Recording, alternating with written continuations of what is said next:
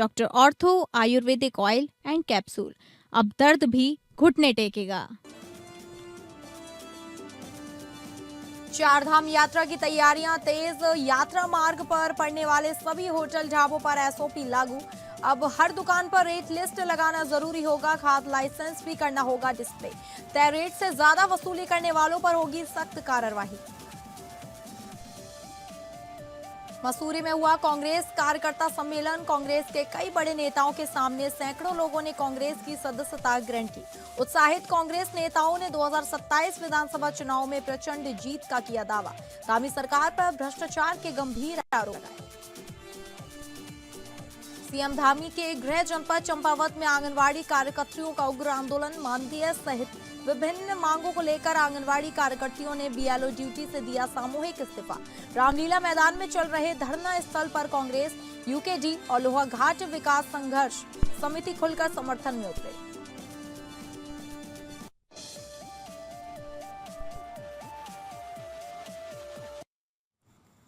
नमस्कार, आप सभी का स्वागत है उत्तराखंड बुलेटिन में। मैं हूं आपके साथ अंकिता सिंह। बुलेटिन की शुरुआत करेंगे जहां चारधाम यात्रा में तीर्थ यात्रियों की उचित मूल्य पर खाद्य सामग्री मिलेगी। खाद्य संरक्षण एवं औषधि प्रशासन ने यात्रा मार्ग पर पड़ने वाले सभी होटल, ढाबों और दुकानों के लिए एसओपी जारी कर दी है। अब हर दुकान पर रेट लिस्ट लगाना जरूरी होगा। साथ ही खाद्य लाइसेंस भी डिस्प्ले करना होगा। सरकार ने साफ किया है कि तय रेट से ज्यादा वसूली करने वालों पर सख्त कार्रवाई होगी। विभाग की टीमें समय समय पर छापेमारी भी करेंगी ताकि यात्रियों को कोई परेशानी ना हो और देवभूमि से वे अच्छा संदेश लेकर जाएं। सभी दुकानदार अपने अपने दुकानों में खाद्य पदार्थ की पूरी डिटेल, उनके रेट इत्यादि चस्पा करते। साथ ही अपना लाइसेंस भी निर्गत करवा लें। नियमों का उल्लंघन करने वालों पर सख्त कार्रवाई की जाएगी। खाद्य संरक्षण एवं औषधि प्रशासन के एडिशनल कमिश्नर ताजवर सिंह जग्गी ने कहा कि यात्रा रूट पर पड़ने वाले सभी जिलों के अधिकारियों को निर्देश दे दिए गए हैं। कहीं पर भी अगर निर्धारित मूल्य से अधिक मूल्य पर खाद्य सामग्री बेची जा रही है तो शिकायत मिलने पर तुरंत कार्रवाई होगी। हमारा प्रयास है कि तीर्थयात्रियों को कोई असुविधा ना हो। अभी हमने अपने जो मंडल के अधिकारी हैं, डीसी, उनको आदेशित किया हुआ है, उनके नेतृत्व में एक टीम गठित की हुई है कि प्रत्येक जगह जाकर के, प्रत्येक जनपद में जाकर के जितने भी अपने फूड विक्रेता हैं, उनके साथ पहले तो मीटिंग हमने शुरू कर रखी है और उनको सबको आदेशित किया हुआ है कि अपने रजिस्ट्रेशन और लाइसेंस वो प्रॉपर और प्रोमिनेंट जगह पर टाँकें, उसके रेट लिस्ट लगाएँ और जितने भी लोग, जो भी यात्री हैं, उनको बिल्कुल उनके साथ जो वो चाहते हैं कि जैसी सेवा वो कर दी जाए, क्योंकि यात्रा एक हमारे स्टेट के अंदर बाहर से लोग आते हैं और उनके साथ एक अच्छा व्यवहार रहे, उनके साथ अच्छा उनको भोजन उपलब्ध हो। इसके लिए हमने अपनी टीम को आदेशित किया हुआ है कि किसी भी प्रकार की कोई भी अप्रिय घटनाएं न घटित हों। पर्यटन नगरी मसूरी में आज कांग्रेस कार्यकर्ता सम्मेलन का आयोजन किया गया। इसके साथ ही सैकड़ों लोगों ने कांग्रेस की सदस्यता ग्रहण की। क्रिक्रेंग स्थित कार पार्किंग में आयोजित कार्यकर्ता सम्मेलन में कांग्रेस प्रदेश प्रभारी कुमारी शैलजा, प्रदेश कांग्रेस अध्यक्ष गणेश गोदियाल, नेता प्रतिपक्ष यशपाल आर्य, प्रीतम सिंह, डॉक्टर हरक सिंह रावत, जोत सिंह गुनसोला, पूर्व विधायक, पूर्व नगर पालिका अध्यक्ष अनुज गुप्ता ने सभा को संबोधित किया। भारी भीड़ से उत्साहित होकर कांग्रेस के वक्ताओं ने इसे बदलाव की बयार बताया है और 2027 विधानसभा चुनाव में कांग्रेस की प्रचंड जीत का दावा किया। साथ ही प्रदेश सरकार पर भ्रष्टाचार के गंभीर आरोप लगाए। कार्यक्रम के आयोजक पूर्व नगर पालिका अध्यक्ष अनुज गुप्ता ने सभी वरिष्ठ नेताओं का स्वागत करते हुए कांग्रेस में शामिल हुए लोगों को शुभकामनाएं दी और कांग्रेस की सिपाही के रूप में कार्य करने का आह्वान किया। पूरे कार्यक्रम के दौरान जॉर्ज एवरेस्ट प्रकरण छाया रहा और बाबा रामदेव को सैकड़ों करोड़ रुपए की भूमि को कौड़ी के भाव देने पर सरकार को कटघरे में खड़ा किया गया। इस मौके पर प्रदेश प्रभारी कुमारी शैलजा ने कहा कि भाजपा सरकार भ्रष्टाचार में डूबी हुई है और अपने चहेतों को बचाने का काम कर रही है। उन्होंने कहा कि अंकिता भंडारी को अब तक न्याय नहीं मिल पाया है और सरकार ने सीबीआई जांच की संतुष्टि को कर दी है, लेकिन अब तक सरकार का एक कदम आगे नहीं बढ़ा पाई है। उन्होंने कहा कि 2027 के विधानसभा चुनाव के बाद कांग्रेस की सरकार बनते ही अंकिता को न्याय दिलाने का काम किया जाएगा। उन्होंने कहा कि पूरे प्रदेश में इसी प्रकार के कार्यक्रम आयोजित किए जाएंगे और अधिक से अधिक लोगों को कांग्रेस से जोड़ा जाएगा। प्रदेश सरकार पर आरोप लगाते हुए कहा कि उत्तराखंड में लगातार अपराध बन रहे हैं और सरकार इस पर अंकुश लगाने में विफल रही है। सभी नेता लोग जहाँ जो आ सकते हैं, प्रयास है कि सभी जाएँ, जगह-जगह जाएँ। पूरे प्रदेश में हम कार्यक्रम रख रहे हैं। अभी शुरुआत हुई है। अभी 2-4 दिन का फिर गैप देके फिर हम शुरू करेंगे। फिर थोड़ा 2-4 इस तरह से हमने पूरे प्रदेश में जाना है। उसके बाद और अभियान भी होगा और समय-समय पर हम आपको बताते रहेंगे। इस विशाल कार्यकर्ता सम्मेलन में निश्चित रूप में इस सम्मेलन ने हम सब कांग्रेस जनों को एक बहुत ही ऊर्जा देने का काम किया है। इतनी बड़ी संख्या में कार्यकर्ताओं का यहाँ पर आना ये जताता है कि प्रदेश में बहुत तेजी से बदलाव की आहट सुनाई दे रही है। माननीय सहजल जी हमारे राष्ट्र नेतृत्व जो हमारी परिवारी हैं 5 दिन के गढ़वाल दौरे पर है। उन्होंने उधम सिंह नगर से शुरू किया, हल्द्वानी नैनीताल जिला, उसके बाद कोटद्वार, हरिद्वार और आज मंसूरी में, और इसके बाद देहरादून में कार्यक्रम है और ये अभी शुरुआत है। इसके बाद वो पहाड़ों में हर विधानसभा तक हमारी राष्ट्र नेतृत्व जाएगा और कांग्रेस को मजबूत करने के लिए, कांग्रेस को अलग जगाने के लिए, कांग्रेस के कार्यकर्ताओं में जोश भरने के लिए काम करेगा। जिले की सामाजिक और राजनीतिक पृष्ठभूमि में सक्रिय युवा नेता कमल रावत को माननीय हाई कोर्ट से बड़ी राहत मिली है। गंभीर आरोपों से सम्मानजनक बरी होने के बाद कमल रावत ने पत्रकारों से बातचीत में अपना दर्द साझा किया और पूरे घटनाक्रम को एक साजिश बताया। उन्होंने कहा कि छात्र संघ अध्यक्ष के रूप में छात्र राजनीति से अपने सफर की शुरुआत करने के बाद जब उन्होंने क्षेत्र पंचायत सदस्य के रूप में ग्रामीण राजनीति में कदम रखा तो यह कुछ लोगों को रास नहीं आया। इसी कारण उनके खिलाफ सुनियोजित षड्यंत्र रचते हुए एक नाबालिग से जुड़े गंभीर मामले में उन्हें फंसाया गया, जिससे उन्हें सामाजिक और राजनीतिक जीवन को नुकसान पहुंचाने की कोशिश की गई। कमल रावत ने कहा कि सत्य परेशान हो सकता है लेकिन कभी हारता नहीं। ये कहावत उनके जीवन में पूरी तरह सच साबित हुई। उन्होंने बताया कि न्यायालय ने तथ्यों के आधार पर उन्हें पूरी तरह दोष मुक्त कर दिया है। इस फैसले के बाद उन्होंने न्यायपालिका के प्रति आभार जताते हुए कहा कि सत्यमेव जयते आज भी उतना ही प्रासंगिक है और उनके लिए प्रेरणा का स्रोत बना है। उन्होंने आगे कहा कि इस पूरे घटनाक्रम ने उन्हें अपने और परायों की पहचान करने का अवसर दिया। अब वे पहले की तरह ही जनता के बीच रहकर उनकी सेवा करेंगे। उन्होंने कहा कि जनता का जैसा आशीर्वाद और समर्थन मिलेगा उसी के अनुरूप वह आगे की दिशा तय करेंगे। अंत में कमल रावत ने मीडिया का भी धन्यवाद व्यक्त किया और कहा कि सच्चाई को सामने लाने में पत्रकारों की भूमिका महत्वपूर्ण रही है।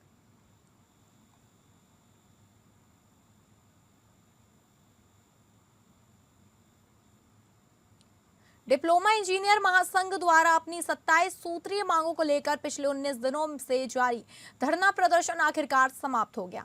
देहरादून में महासंघ के प्रांतीय अध्यक्ष आरसी शर्मा के नेतृत्व में प्रतिनिधिमंडल की मुख्यमंत्री पुष्कर सिंह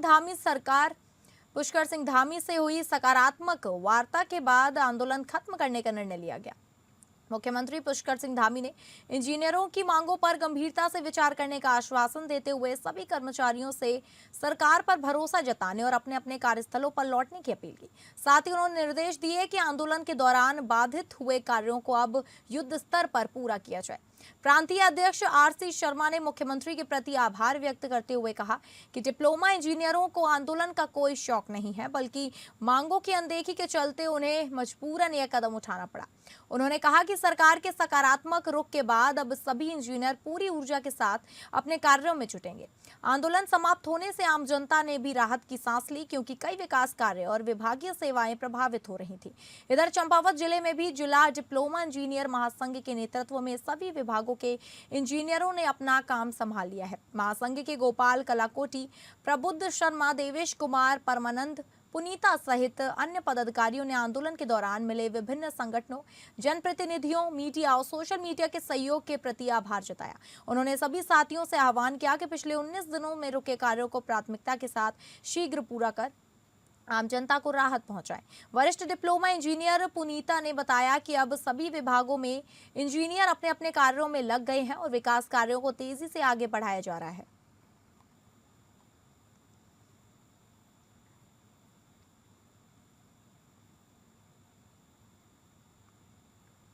चंपावत जिले में आंगनवाड़ी कार्यकर्तियों का आंदोलन अब निर्णायक मोड़ पर पहुंचता दिख रहा है। मानदेय सहित विभिन्न मांगों को लेकर चल रहा धरना प्रदर्शन दिन ब दिन उग्र होता जा रहा है। शुक्रवार को आंदोलन ने उस समय नया रूप ले लिया जब सभी आंगनबाड़ी कार्यकर्तियों ने सामूहिक रूप से बीएलओ ड्यूटी से इस्तीफा जिलाधिकारी मनीष कुमार को सौंप दिया। हालांकि जिलाधिकारी ने इस्तीफे स्वीकार नहीं किए, लेकिन उनकी समस्याओं को शासन तक पहुंचाने का आश्वासन जरूर दिया। शनिवार को लोहाघाट के रामलीला मैदान में आंदोलन का दायरा और बढ़ गया। धरना स्थल पर कांग्रेस, यूकेटी और लोहाघाट विकास संघर्ष समिति खुलकर समर्थन में उतर आए। तहसील परिसर में एसडीएम द्वारा कार्यकर्तियों को हटाए जाने पर संगठनों ने कड़ी नाराजगी जताई और इसे लोकतांत्रिक अधिकारों का हनन बताया। समर्थन देने पहुंचे नेताओं ने कार्यकर्तियों की मांगों को पूरी तरह जायज ठहराते हुए सरकार से तत्काल समाधान की मांग की। उन्होंने तीखा हमला बोलते हुए कहा कि प्रदेश में व्यवस्था तानाशाही की ओर बढ़ रही है, जहां कर्मचारियों को और आम जनता की आवाज को दबाने का प्रयास किया जा रहा है। आरोप लगाए हैं कि प्रशासन सरकार के दबाव में काम कर रहा है और समस्याओं को नजरअंदाज किया जा रहा है। आंदोलनरत आंगनवाड़ी कार्यकर्तियों ने साफ चेतावनी दी कि यदि जल्द कोई ठोस निर्णय नहीं लिया गया तो आंदोलन को और व्यापक व तेज किया जाएगा। सबसे बड़ा सवाल ये खड़ा हो रहा है कि मुख्यमंत्री पुष्कर सिंह धामी का गृह जनपद होने के बावजूद ना तो सत्ताधारी दल का कोई बड़ा नेता और ना ही जनप्रतिनिधि अब तक कार्यकर्तियों के बीच पहुंचा है, जबकि इसी विधानसभा क्षेत्र से 3 दर्जा मुख्यमंत्री भी हैं। इसके बावजूद आंदोलनकारियों की सुध न लेना सरकार की संवेदनशीलता पर बड़े सवाल खड़े कर रहा है। देवभूमि कहा जाता है कि आपको लग रहा है ये देवभूमि है, जिस देश की नारी सड़कों पे बैठी हुई है। आज मैं 8 दिन धरना करे हुए हो गई सरकार की जुए इसके कान में जुए तक नहीं रहेंगे तो सोचनीय विषय है। बेटी बचाओ बेटी पढ़ाओ का नारा लगाती है, कहाँ है इनकी बेटियां, कहाँ है इनकी बहनें, सब सड़कों में बैठी है। इन्हें याद कब आता है? जब कोई मंत्री आते हैं, जब कोई मुख्यमंत्री आता है, तब उनको याद आता है कि आंगनबाड़ी कार्यकर्तियों को बुलाया जाए, वो भी विदाउट यूनिफॉर्म में बुलाया जाता है हम लोग को। आज कहाँ है हमारी सरकारें? हमारा सुध क्यों नहीं ले रही? हमारी कौन सी बड़ी मांग है? हम मात्र 24,000 रुपये का मानदेय मांग रहे हैं, वो भी सरकार से नहीं दिया जा रहा, तो ये बहुत ही शर्मनाक बात है। साथ में सरकार के साथ साथ तो ये प्रशासन से भी हमें लड़ना पड़ा है। प्रशासन हमें बैठने के लिए मना कर दे रहा है, तहसील में बैठने के लिए वो कह रही है। हमारी उप जिलाधिकारी महोदय कहती है कि ये मेरा परिसर है, यहाँ तुम कैसे बैठ सकती हो। मैं मैडम से फिर बार मैं मैडम को याद दिलाना चाहती हूँ, मैडम हम आपके बीएलओ भी तो हैं, उस समय आप क्यों नहीं कहती हैं? जिस समय आपको 100% काम चाहिए होता है उस समय आप हमें टीएडीए क्यों नहीं देती है? जिसमें आपको 100% काम चाहिए होता है, जिसमें आप, क्योंकि हम उनको फ्री में मिले हैं, फ्री के नौकर मिले हैं, दूसरे विभाग के हम नौकर मिले, दोनों ही विभाग हमारा शोषण कर रहा है। अगली खबर का रुख करेंगे, जहां जनपद में नशे के खिलाफ चल रहे अभियान के तहत चंपावत पुलिस ने एक बड़ी सफलता हासिल करते हुए कुख्यात हिस्ट्री शीटर सूरज कश्यप उर्फ ड्रामा को उसकी पत्नी के साथ गिरफ्तार कर लिया है। यह कार्रवाई रेखा यादव के नेतृत्व में चलाए जा रहे सख्त अभियान का हिस्सा है, जिसमें नशा तस्करों के खिलाफ लगातार शिकंजा कसा जा रहा है। क्षेत्र अधिकारी टकनपुर विमल प्रसाद के पर्यवेक्षण में एसओजी थाना बनबसा पुलिस और एसएसबी टीम ने संयुक्त रूप से कार्रवाई करते हुए पंपापुर थाना बनबसा क्षेत्र में गाड़ी कोट मार्ग पर चेकिंग अभियान चलाया। इस दौरान कार को रोककर तलाशी ली गई। तलाशी में वाहन सवार आरोपी और उसकी पत्नी के कब्जे से 45 ग्राम अवैध स्मैक और 50,000 रुपए नगद बरामद किए गए। गिरफ्तार आरोपी सूरज कश्यप उर्फ ड्रामा बनबसा थाने का हिस्ट्री शीटर है, जिसके खिलाफ पहले से ही करीब 15 मुकदमे दर्ज हैं। पुलिस के अनुसार वह लंबे समय से नशा तस्करी के धंधे में लिप्त था और क्षेत्र में सक्रिय नेटवर्क से जुड़ा हुआ था। पुलिस ने दोनों आरोपियों के खिलाफ संबंधित धाराओं में मुकदमा दर्ज कर आगे की कार्रवाई शुरू कर दी है। साथ ही इस नेटवर्क से जुड़े अन्य लोगों की तलाश भी तेज कर दी है। पुलिस प्रशासन ने आम जनता से अपील की है कि नशा मुक्ति उत्तराखंड के निर्माण में सहयोग करे और किसी भी संदिग्ध गतिविधि की सूचना तुरंत 112 या नजदीकी थाना या चौकी में दे।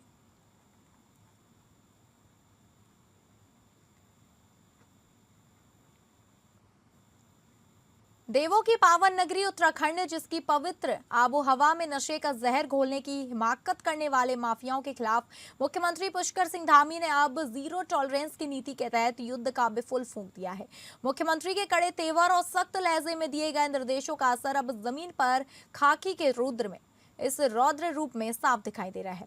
जहां पुलिस नशे के सौदागरों के लिए साक्षात काल साबित हो रही है, उत्तराखंड को उड़ता पंजाब की काली परछाई से बचाने और युवा पीढ़ी को बर्बाद होने से रोकने के लिए धामी सरकार के निर्देश पर पुलिस प्रशासन अब एक्शन मोड में है, जिसका जीवंत उदाहरण काशीपुर के आरटीआई थाने में देखने को मिला। यहाँ एसपी काशीपुर स्वप्न किशोर सिंह के कुशल निर्देशन में कोतवाली आईटीआई पुलिस और एसओजी की संयुक्त टीम ने नशे के उस काले साम्राज्य पर ताबड़तोड़ प्रहार किया जो देवभूमि की जड़ों को खोखला करने की साजिश रच रहा था। इस कार्यवाही के दौरान पुलिस ने 2 शातिर नशा तस्करों सचिन कुमार और सुनील कुमार को दबोचकर उनके कब्जे से 108 ग्राम उच्च गुणवत्ता वाली हेरोइन बरामद की, जिसकी अंतरराष्ट्रीय बाजार में कीमत लगभग 33 लाख रुपए आंकी गई है। एसपी स्वप्न किशोर सिंह ने स्पष्ट किया कि मुख्य अभियुक्त सचिन कुमार पहले से ही आधा दर्जन एनडीपीएस मुकदमे में संलिप्त था, जो ये दर्शाता है कि ये अपराधी समाज के लिए कितने खतरनाक है। पुलिस के इस दबंग कार्रवाई ने न केवल नशे के बड़े नेटवर्क को ध्वस्त कर दिया, बल्कि उन माफियाओं के दिलों में भी खौफ पैदा कर दिया जो उत्तराखंड की शांति को भंग करने का सपना देख रहे थे। वर्तमान में पुलिस इन तस्करों के बैकवर्ड और फॉरवर्ड कनेक्शन खंगाल रही है, ताकि इस जहर की खेती करने वाले हर एक चेहरे को बेनकाब कर सलाखों के पीछे भेजा जा सके। धामी सरकार की इस दृढ़ इच्छा शक्ति और पुलिस की इस जाबाज मुस्तैदी ने साफ संदेश दिया है कि देवभूमि में नशे के सौदागरों का अंत अब निश्चिंत है। एसएसपी सर के द्वारा ड्रग्स का संचय, परिवहन, क्रय विक्रय करने वालों के विरुद्ध सख्त कार्रवाई किए जाने के निर्देश दिए गए थे। साथ ही वर्तमान में ऑपरेशन प्रहार के तहत भी कार्रवाई प्रचलित है। एसएसपी सर के द्वारा दिए गए निर्देशों के अनुपालन के क्रम में कोतवाली आईटीआई पुलिस और एसओजी काशीपुर पुलिस की टीम के द्वारा संयुक्त प्रयासों के तहत 2 अभियुक्तों सचिन कुमार पुत्र चंद्रपाल निवासी खड़गपुर देवीपुरा के कब्जे से 68 ग्राम और सुनील कुमार पुत्र गणेशी निवासी खड़गपुर देवीपुरा के कब्जे से 40 ग्राम, कुल मिलाकर 108 ग्राम हेरोइन बरामद करने में सफलता हासिल की गई है। इसमें से अभियुक्त सचिन कुमार के विरुद्ध लगभग आधा दर्जन एनडीपीएस के अभियोग पूर्व में पंजीकृत होना प्रकाश में आया है। उसके आपराधिक इतिहास और दूसरे अभियुक्त सुनील के आपराधिक इतिहास के बारे में सरहदी थानों और जनपदों तथा सीमावर्ती प्रदेश से जानकारी प्राप्त की जा रही है। महिलाओं और बालिकाओं के खिलाफ बढ़ते अपराधों के बीच टिहरी जनपद में एक सराहनीय पहल की जा रही है।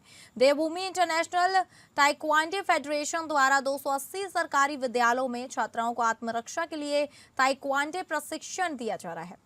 रोनसाल क्षेत्र में 1 सप्ताह तक चले प्रशिक्षण के बाद छात्राओं को प्रमाण पत्र भी वितरित किए गए। इस दौरान उन्हें ताइक्वांडो की बेसिक तकनीकों के साथ आत्मविश्वास, सतर्कता और आपात स्थिति से निपटने के गुर सिखाए गए हैं।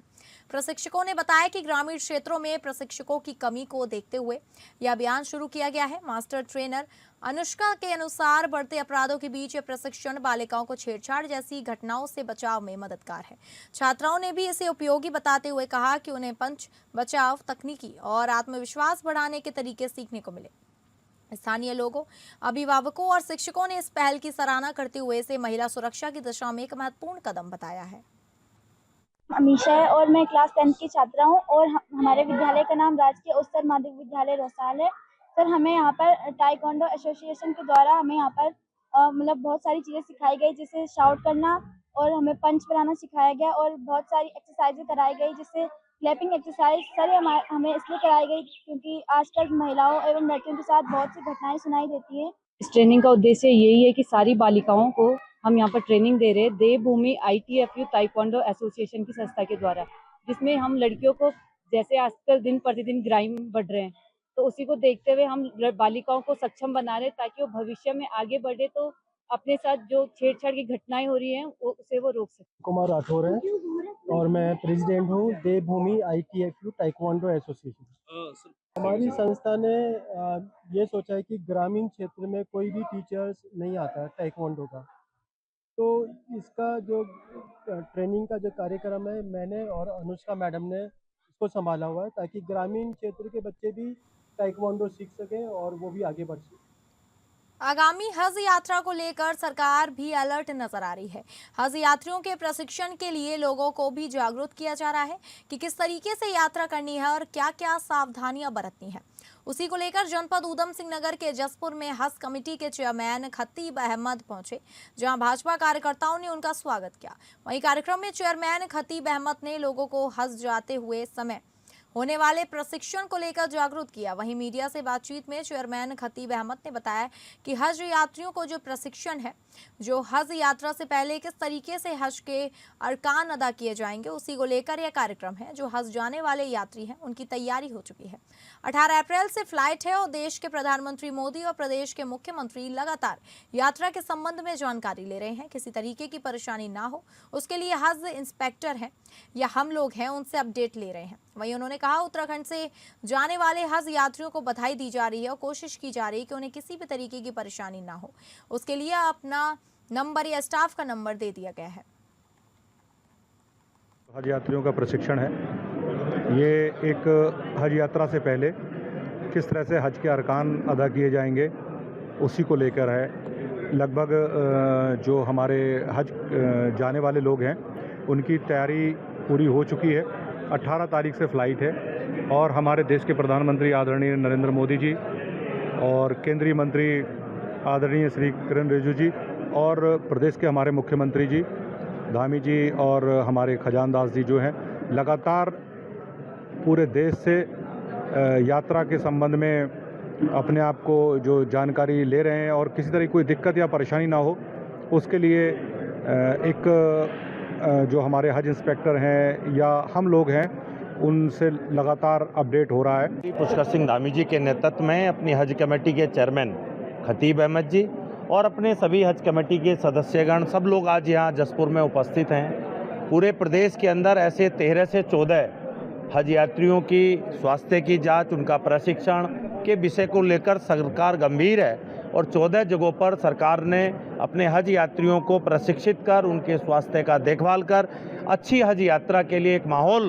उत्तराखंड सरकार के द्वारा बनाया जा रहा है। आज यहाँ पर पूरे उधम सिंह नगर के हज यात्रीगण और अपने पूरे चंपावत जिले के हज यात्रियों को यहाँ जसपुर में इस शिविर में बुलाया है।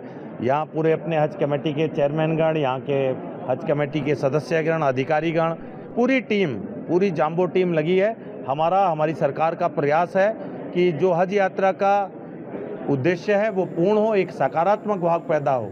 लोहाघाट विकास संघर्ष समिति ने अपने गठन का 1 वर्ष पूर्ण होने पर सेवा और जन सरोकार की मिसाल पेश की। इस अवसर पर समिति के अध्यक्ष विपिन गोरखा के नेतृत्व में उप जिला चिकित्सालय लोहाघाट में मरीजों, उनके तीमानदारों, अस्पताल स्टाफ और उपचार के लिए आए लोगों को फल एवं जूस वितरित किए गए। समिति ने के इस मानवीय पहल की क्षेत्र में सराहना हो रही है। कार्यक्रम के दौरान समिति सदस्यों ने मरीजों का हालचाल जाना और उनके शीघ्र स्वास्थ्य लाभ की कामना की। सब लोगों का बहुत बहुत धन्यवाद और हमारी पूरी टीम का। ये दिन जो है रामला ग्राउंड में लोहाघाट विकास संघर्ष समिति का गठन किया था और गठन में हमने एक पॉजिटिव सोच लेकर चले थे कि हमने लोहाघाट के जन मुद्दों को उठाना है और उनको सफल बनाना है, क्योंकि हमने ये देखा है कि कहीं ना कहीं आज लोहाघाट के जो बड़े बड़े जन मुद्दे हैं, जो काम होने हैं, वो अभी तक नहीं हो पाए, वैसे के जस के जस हैं। तो इसी को देखते हुए हम लोगों ने ये लोहाघाट विकास संघर्ष समिति का गठन किया और बहुत अच्छा हमें आपको जैसे कि हमें पता है हम लोगों ने लगातार बहुत सारे हमने मुद्दे उठाए और कुछ पे तो काम हुआ है, कुछ पे और काम होना है और हम ये लोहाघाट विकास संघर्ष समिति अपनी पूरी टीम के साथ पूरे जोश और खरोश के साथ ऐसे लगे रहेगी। टांडा रेंज के संजय वन में इन दिनों एक नन्हा सा हाथी का बच्चा लोगों के आकर्षण का केंद्र बना हुआ है। इस मासूम की चंचल हरकतें हर किसी का दिल जीत रही हैं। इस दौरान टांडा रेंज के रेंजर रूप नारायण गौतम ने जानकारी देते हुए बताया कि वन विभाग को 2 हाथी के बच्चे मिले थे। दुर्भाग्यवश एक हाथी के बच्चे की उपचार के दौरान मौत हो गई। हालांकि दूसरा हाथी का बच्चा अब पूरी तरह सुरक्षित है और वन कर्मियों को कड़ी निगरानी व देखरेख में रखा गया है। अप्रैल माह शुरुआत में ये बागपुर के पास एक जगह बंडाखेड़ा सानी, उस गांव में ये बच्चा मिला है। जंगल से भटक के आबादी में पहुंच गया था, तो रुद्रपुर रेंज द्वारा रेस्क्यू करके इसको संजय ने रखा है। तब से हम इसको पाल रहे हैं। इसके साथ एक और बच्चा था जो बीमारी से मर गया है। ये 2 की जोड़ी थी, राजा और रुस्तम की। तो वो जो राजा था वो हमें जनवरी में मिला था, वो भी ऐसे भटक के कहीं जंगल से भटक गया था। तो ये 2 जोड़ी थी, अभी बीच में वो एक्सपायर हो गया। आज की तारीख में रुस्तम है, जो आपने देखा होगा पूरी तरह स्वस्थ है और अभी इसको हम पाल रहे हैं। जैसे ही थोड़ा बड़ा होगा तो इसे किसी पार्क या सेंचुरी में भेजा जाएगा। देहरादून के शिवालिक कॉलेज ऑफ इंजीनियरिंग में आयोजित शिवा फेस्ट 2026 का 2 दिवसीय आयोजन उत्साह, संगीत और रंगारंग कार्यक्रमों के साथ संपन्न हुआ। दूसरे दिन कॉलेज परिसर में छात्रों का जोश चरम पर देखने को मिला, जहां सांस्कृतिक प्रस्तुतियों के साथ प्रतिभाओं को सम्मानित भी किया गया। कार्यक्रम में मुख्य अतिथि के रूप में आनंद वर्धन और पूर्व विधायक अमृता रावत मौजूद रहीं, जबकि मोहना कुमारी सिंह ने भी अपनी उपस्थिति से कार्यक्रम की शोभा बढ़ाई। देखिए, जैसे शिवालिक कॉलेज और इस तरह के जितने भी हमारे एजुकेशनल इंस्टीट्यूशंस हैं, वो ज्ञान, ट्रेनिंग, नॉलेज ये तो प्रदान करते ही हैं, लेकिन इसके अलावा इंस्टीट्यूशंस का ये भी रोल होता है कि जो बच्चे, जो स्टूडेंट्स यहाँ पे पढ़ रहे हैं, ज्ञान अर्जित कर रहे हैं, उनका एक overall all round personality development आवश्यक है, जिससे कि वो एक समाज में एक जिम्मेदार और अच्छे नागरिक बन सके। उसी क्रम में इस तरह के जो कल्चरल फेस्ट्स होते हैं, जैसे आज ये शिवा फेस्ट का उद्घाटन है, ये एक स्टूडेंट और एक इंडिविजुअल के ग्रोथ में बहुत ही अहम रोल उसमें अदा करता है, क्योंकि इस तरह के फेस्टिवल्स और इस तरह के इवेंट्स के माध्यम से लोग पार्टिसिपेशन, लीडरशिप डेवलपमेंट, कमराडरी, एक दूसरे को जानना, ये सब जो एक सोशल लाइफ के लिए जो स्किल सेट्स होते हैं उसको सीखते हैं और उससे अपनी पर्सनालिटी को डेवलप करते हैं, जो उनको आगे जा करके उनके पर्सनल और प्रोफेशनल कैरियर में बहुत अहम रोल योगदान देता है। तो फिलहाल उत्तराखंड बुलेटिन में बस इतना ही। नमस्कार।